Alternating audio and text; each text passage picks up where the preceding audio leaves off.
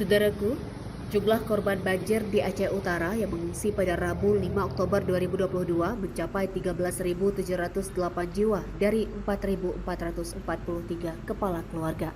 Mereka mengungsi di Menasa, kemudian di lokasi dapur umum kawasan desa masing-masing, dan sebagian lainnya di desa tetangga yang aman dari banjir. Jumlah korban yang mengungsi tersebut berdasarkan hasil pendataan Badan Penanggulangan Bencana Daerah atau BPBD Aceh Utara yang diperoleh Tribun.com dari Kepala Bagian Humas Pemkab Aceh Utara, Bapak Hamdani. Kepala Pelaksana BPBD Asnawi juga meminta Muspika dan perangkat Gampung setempat dapat melaporkan secara kontinu perkembangan dan kepada tim BPBD yang bertugas terus memantau lokasi banjir.